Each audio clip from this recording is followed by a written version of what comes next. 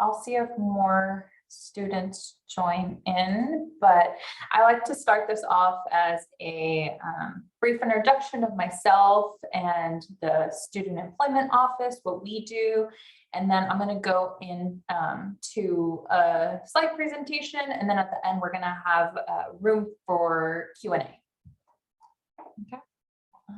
Looks like a few more joining.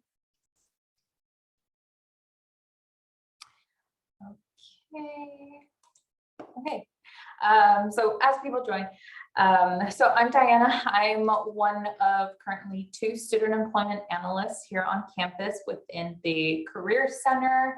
I came to UCSD as a freshman. I worked, I believe it was like the second half of my freshman year all the way through my senior year. So I have somewhat of a experience of working on campus, not just at a college, but at UCSD. So if anybody has questions regarding my experience, feel free to ask. I enjoy speaking about my experience working as a student and then how I transitioned into a career employee. So the Student Employment Office is within the Career Center, so that has allowed us to interact with more students. We have resources available to students who are looking for not just on-campus employment, but also once you do graduate or during the summer, if you're looking for an internship, we do have resources. So I'm just going to share my screen and we'll begin. Yeah, so Career Center, let's see. Okay, so currently we are a team of 3. We have an inaugural director position occupied by Todd. He comes from the East Coast. Has a lot of knowledge on financial aid. He served as an interim director of financial aid. Rodrigo Mercado, who is our other SEO analyst, he comes from the CSU system. He used to manage his own student employment office, so he has a lot of background. And then there's me. I've been in my role for 2 years, but have served in similar capacities for over 7. And so the first part of our presentation is how to prepare your resume and cover letter. This is just going to be more tailored to, I'm going to tailor it more towards the student employment experience because as incoming freshmen, you may or may not have had a job. You are trying to navigate how to create your resume to tailor the job that you're looking for. So we do have resume tips. So distinguishable qualifications. So we're moving past a standard resume template where it's like you list your goals and your skills. Employers are wanting to know like a summary of who you are, your career profile, and those core competencies. We have resources on the Career Center website that will help you navigate and create your resume. And then 2 pages is okay if it's a good one. So this applies more towards external companies, but once you do get there, 2 pages is okay if it's really good, showcasing your knowledge and all you've done in your previous employment. It says don't be artistic. So on your resume, just because of application tracking systems, it's not very graphic friendly, text box friendly. So we always recommend creating many students are creating websites. Create a website to showcase your artistic ability. If it's like a graphic job, there's your portfolio. Like you can get as creative as you want, and then include the link on your resume to showcase that you have that knowledge and skills. Equation to bullets. So Google has created this. It's called the XYZ method. It's more quantifying, where it's like achieved X measured through Y by doing Z. So it's like, how did you get there? But what did you use as well to help you achieve your goal? And then use active language. We want to show you, well, I would look up some active language, but like achieved, implemented, spearheaded, those key buzzwords for resumes that make you stand out a little more. And then again, quantify and qualify. So how did your achievements that you're listing on your resume, how did it make an impact to the company or the department you've served? As student employees, getting an on-campus student employee job, and maybe your first one, don't think that you don't have knowledge or specific skills. You can, we're focusing on transferable skills where your volunteering, your volunteership opportunities, your courses. I mean, if you've been on a team in a class, then you can potentially say you led a team to implement a new process, like you created a new process. You were part of a team, so it's like a team player and assisted with a process. Volunteering is a very good opportunity to showcase what you've done as well. So those transferable skills, we want to, like you have done things, you may need assistance on figuring out how to better word it on your resume. We do have career coaches who are able to walk you through the whole resume creation to help you create a better resume. Cover letter tips. Some on-campus departments don't require cover letters, some do. So if they do require it, you're obviously going to have to create one and submit it. So when addressing, you want to say like hiring manager, search committee. Oftentimes on Handshake, the supervisor's names may be listed, so you can address it directly to them. Structure and style, it's going to be 3 to 4 paragraphs. Bullet points are okay, but it shouldn't be a reiteration of your resume. You want it to tell a story, which moves us on to point 4.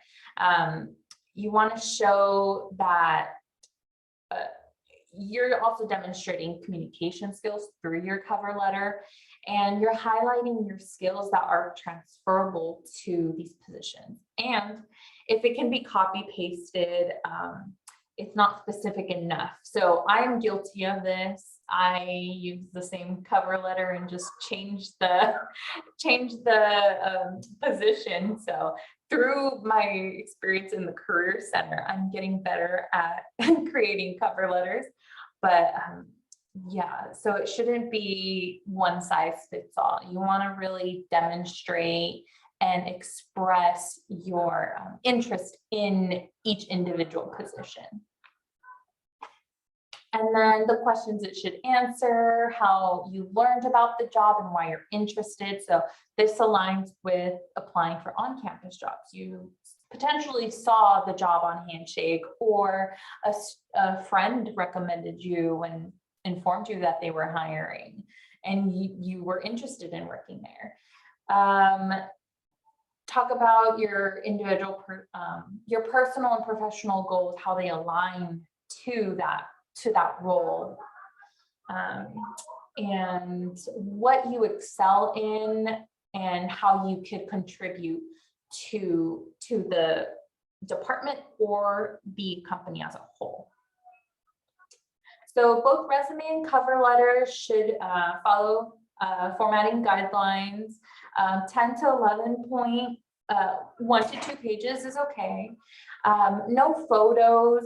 So just because of, so there's not like discrimination or bias towards, we don't want to have a photo, really citizenship status and marital status. I guess employers are seeing that on resume, so we don't want to include that. And then cover letter should always be business format, proper heading and address. and then electronic signature. And then you always want to save it as a PDF just so you can submit it to those companies. Within Handshake, I believe it does allow you to submit Word and PDF. But based on my experience with having to download applications, I would submit all forms of documents in PDF just to make it easier and there's no errors when downloading files.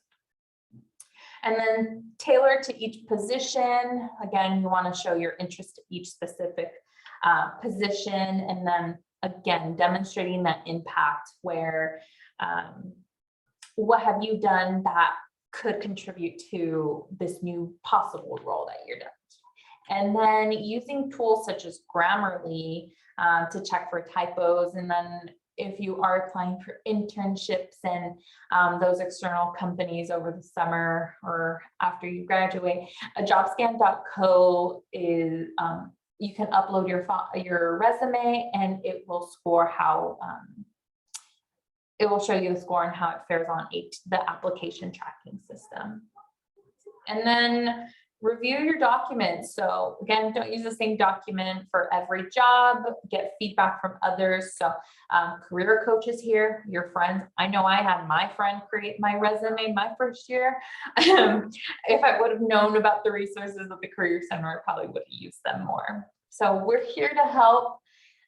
And we do have resources, Triton Career Guide. It will take you step by step on how to improve interview skills, your resume, cover letter. There are mock interviews, informational interviews, where if you have, if you're looking into a specific career and a career coach potentially has a connection, they may be able to establish that, establish a meeting with between you and that person, and that is a brand new relationship that you're building. We do have resume template and cover letter templates, as well as other resources through Big Interview, Resi, and then obviously Handshake. We have workshops that pop up probably weekly. And then job search strategies. So Handshake, this is the platform we use. Today, I learned that 100% of the 500 Fortune companies are on Handshake. So they are directly able to advertise to UCSD students as well as other colleges that use Handshake. So you can find paid internships,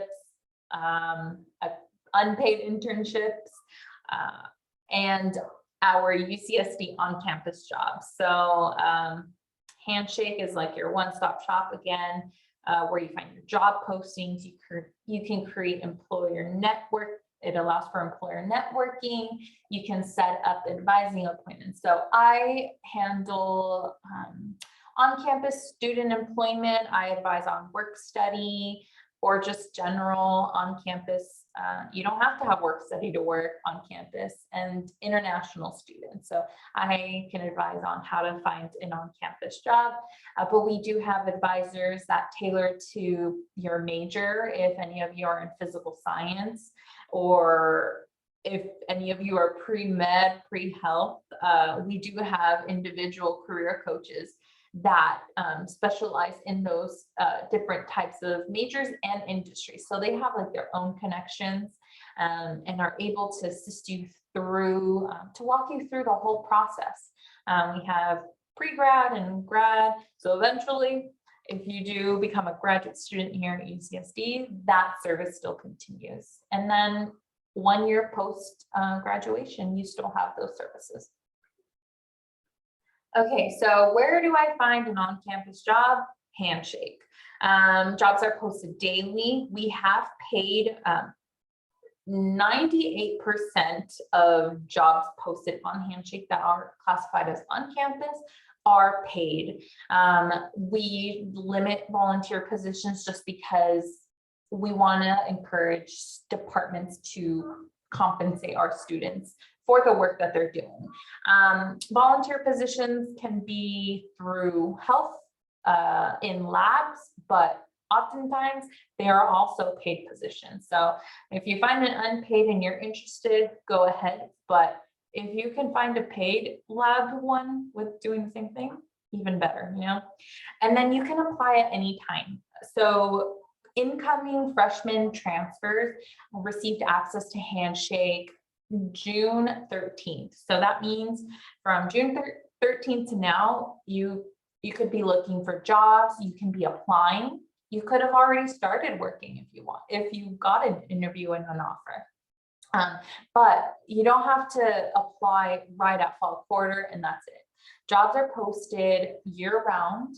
And if the job isn't posted and you're interested, you can potentially reach out to a specific department and say, hey, I'm interested. Do you potentially have an opening, or do you see a future opening? And they could say yes, or they can say, we'll follow up with you and see if there's anything available.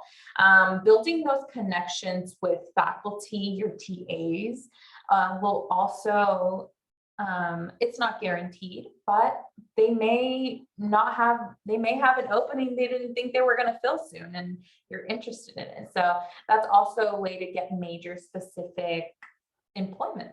And then talk to your friends. Your friends may like their job, or your friend's looking for a new job, and you know somebody that's hiring, talk to them, encourage them to also apply for on-campus jobs.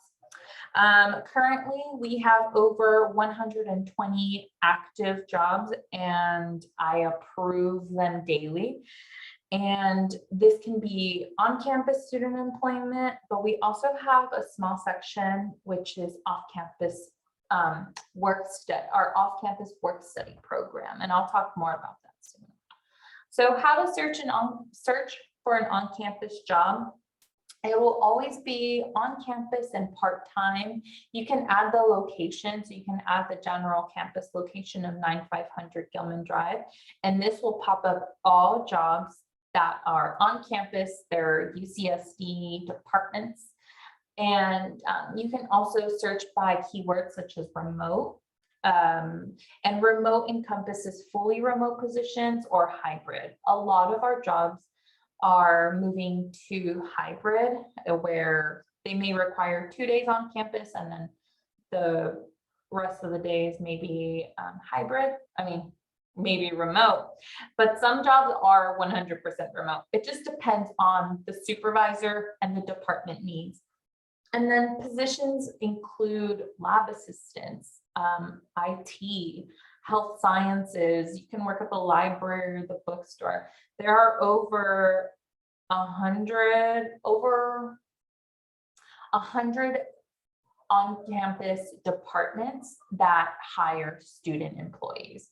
So I like to say UCSD is a mini city. You can find a job for almost anything, where food service, HGH, obviously, you have your coffee shops, like at the library or in each college.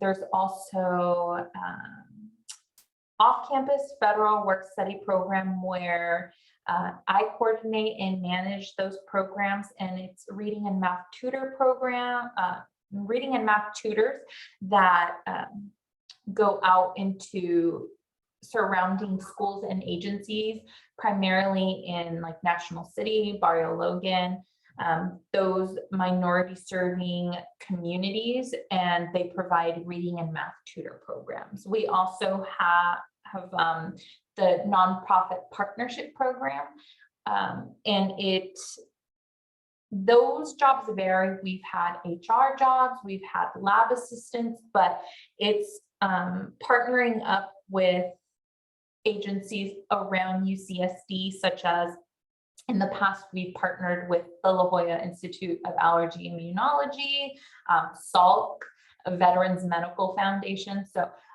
there's a variety of jobs. And if you do have work study, those the off-campus work study program positions are available to you.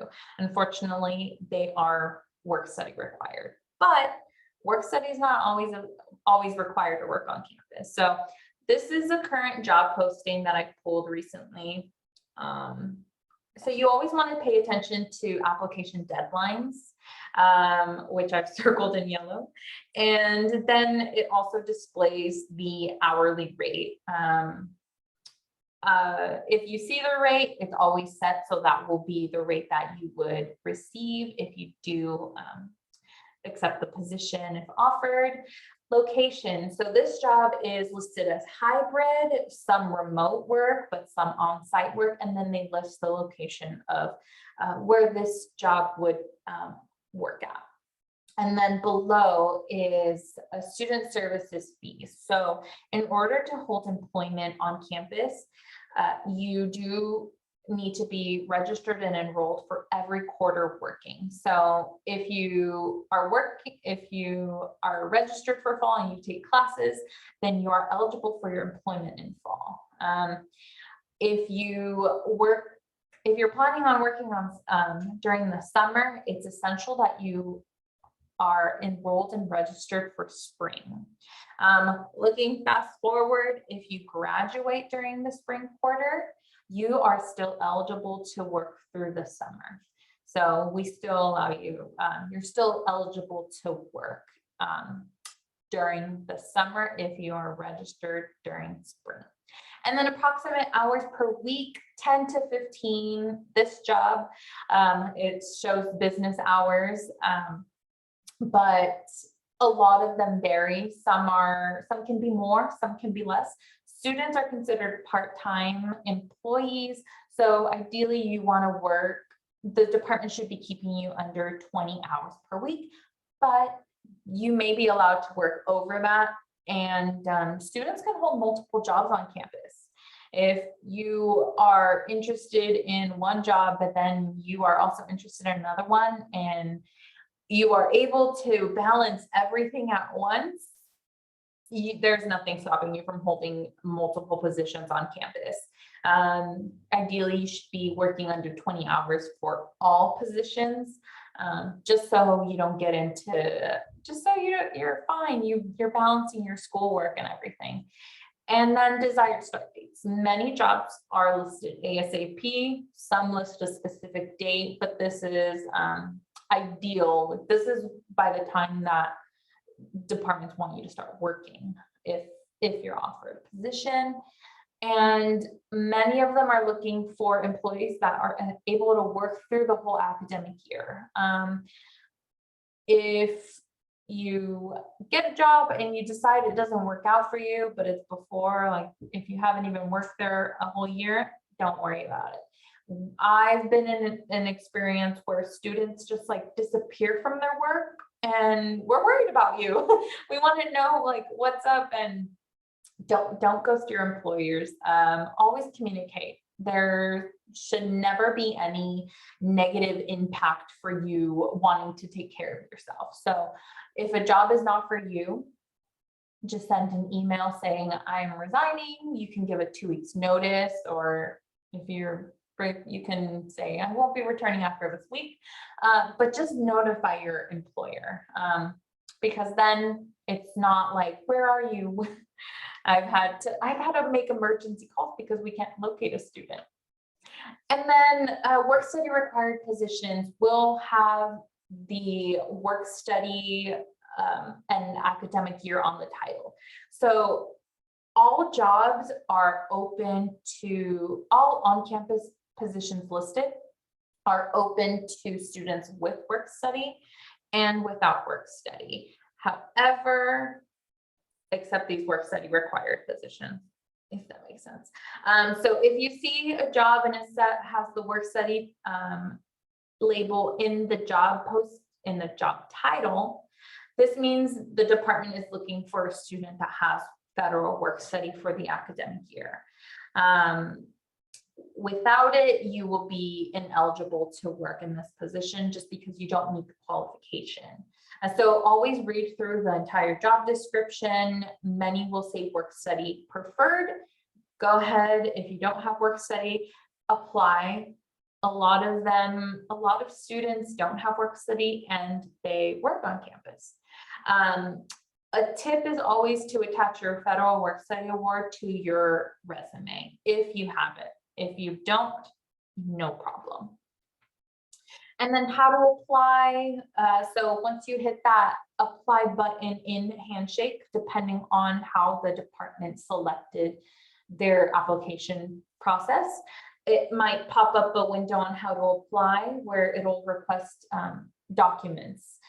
Depending on the department, they may request a resume, a cover letter, or other documents. So always read through each section where it says what to submit. So like I've highlighted on number 2, attach other documents. This employer is wanting current quarter schedule. So if it's not required, then obviously there won't be a button, but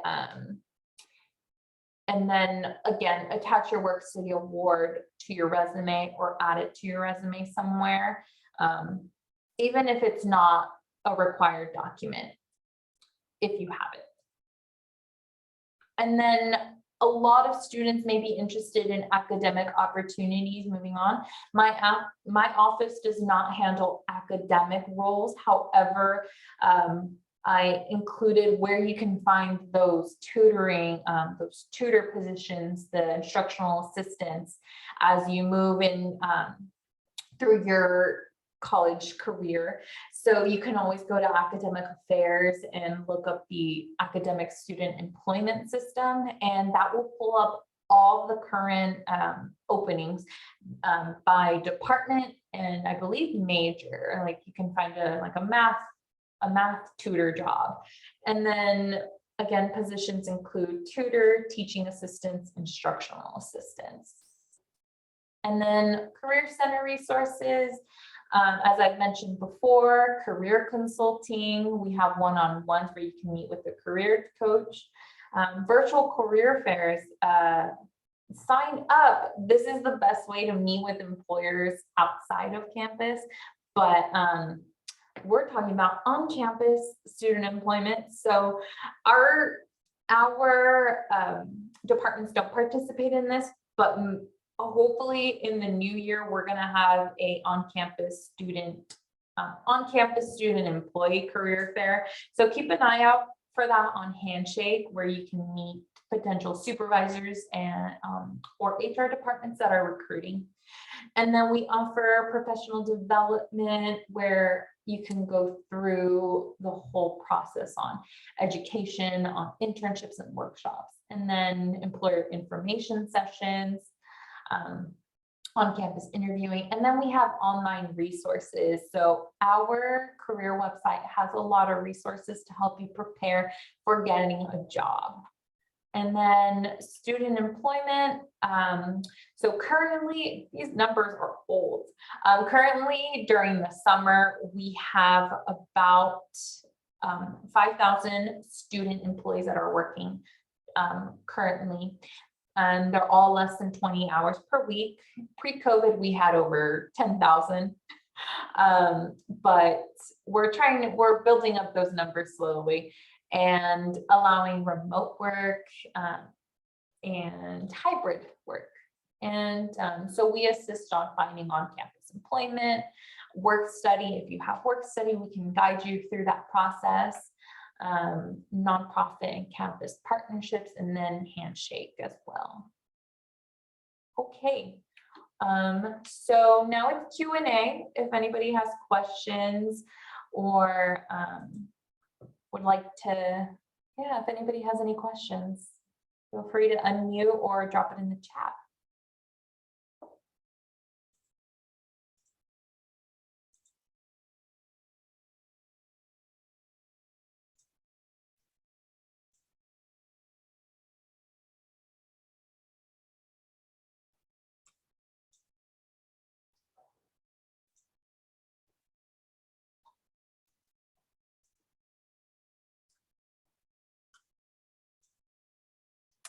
Okay, so Oscar asked, so you do not recommend working more than 20 hours per week.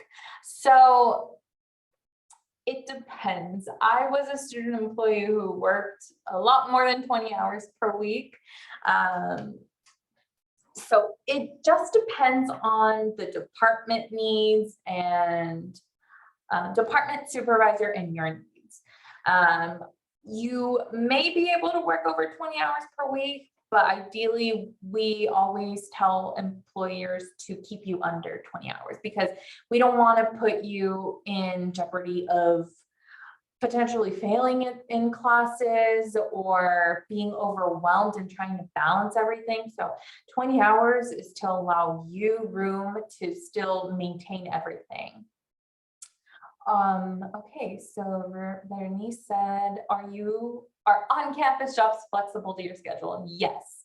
So many departments will ask for your course schedule, or depending on the size of your department, it may also vary, but all on-campus jobs are supposed to be flexible.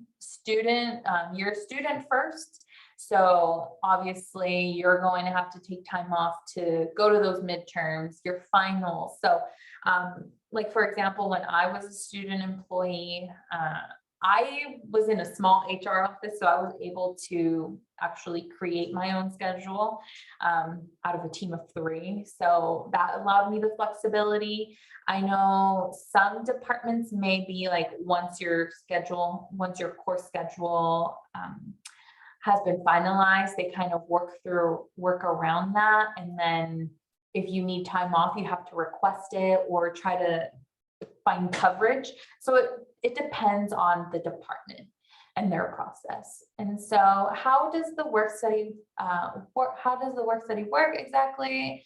How do we get it? What does it mean? Good question. So federal work study is need-based as scholars, and depending on your financial aid, you may or may not have been awarded financial aid. Federal work study.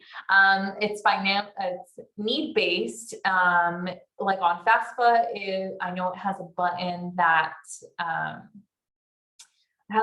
says if you're interested in work study, then yes or no. I always recommend students to put yes because it doesn't hurt. It doesn't necessarily mean that I have work study, I have to find a job. No, you don't. You don't have to utilize work study. If you have work study and you get a job, that's awesome. You can tell your department to apply your work study award. You get paid 100% of what you're owed minus like taxes and everything. But on the back end, it's a cost saving benefit for the department. So half is paid by the federal work study and half is paid by the department. It just allows departments to employ more students as well. So instead of hiring one student where they have to pay 100% of their wages, they can potentially hire 2 work study students, and now you have two jobs that are being occupied by students that need a job. And then, so on your financial aid package, it also breaks it down per quarter. That doesn't mean that you only have like $700 for that quarter and the subsequent quarters. You can earn the whole work study award in 2 quarters. It all just depends. A caution about those work study required jobs that are listed on Handshake.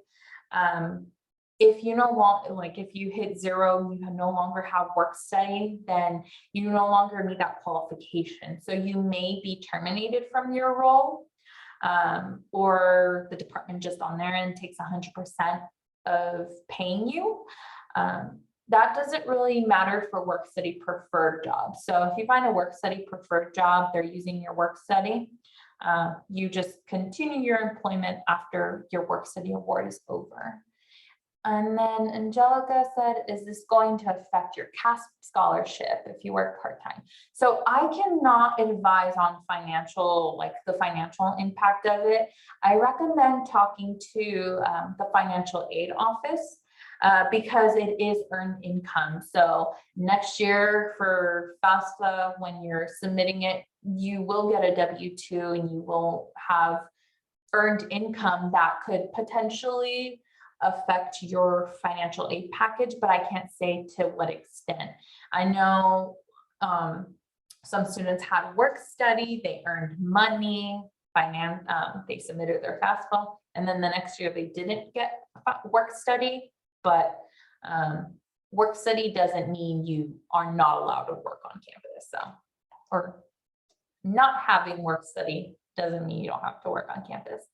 Will there be part-time jobs open when the quarter starts? Yes. So jobs are posted daily. An influx right now are looking for students to start right in September. So like September 19th is the start of the quarter.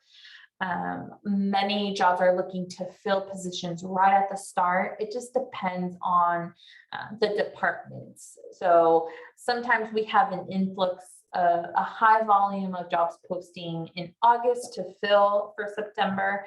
Another surge that I see is like in December, filling for roles starting in January or February.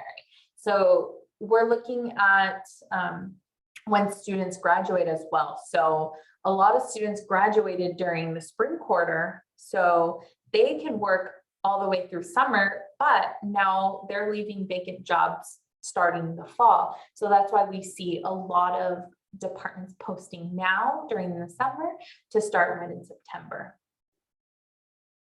And then like students graduating winter or fall quarter. So they're just trying to fill in those gaps.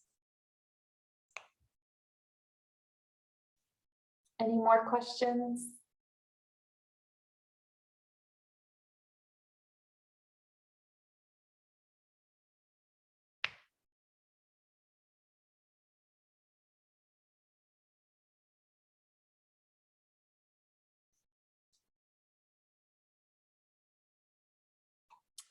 Let me see.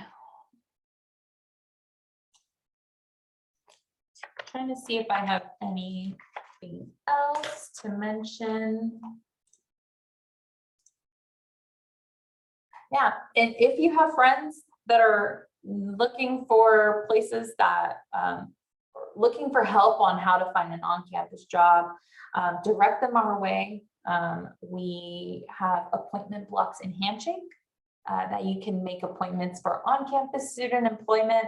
And then you can just choose a section of just general on-campus student employment. If you have work study and you have a work study specific question, I have a section. And then if you have friends that are international students, they can also make an appointment through international students.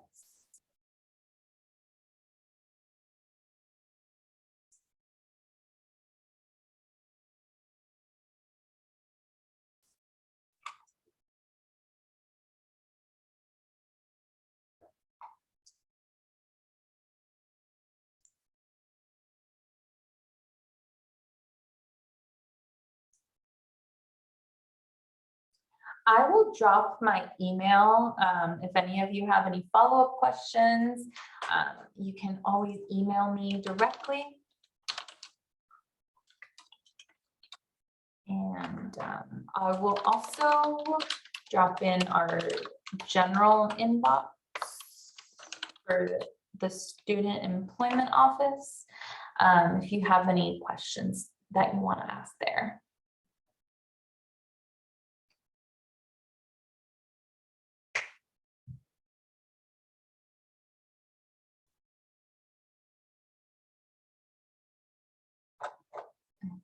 You're welcome.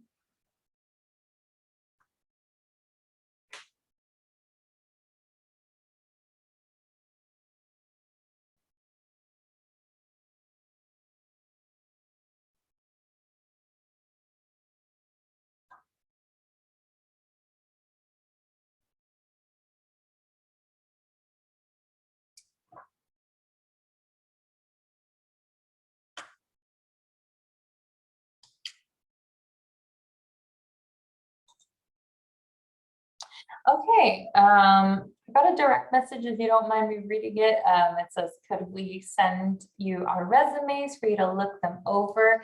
Yes, I am just one person though. So if everybody, if you want like a faster response or more options, you can always make an appointment with a career coach, or we have a whole unit. So under advancement, we have ACAD PDI. So we have alumni directors that are able to look over resumes as well. So you have a vast network of just UCSD employees that review resumes as well. So I believe it's over 80. So if you want more options or a quicker response or a one-on-one, feel free to schedule a handshake appointment as well.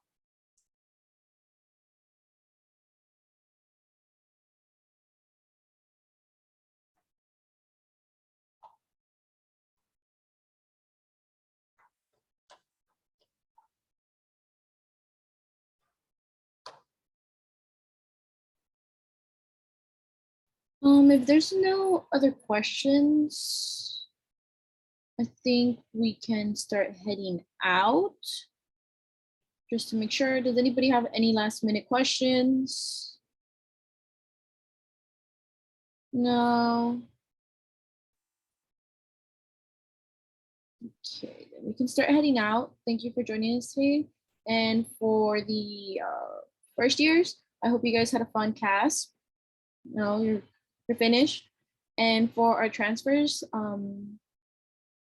we're gonna see you tomorrow, and we're excited. Hope you guys are too. Thank you for having me. Have a good rest of your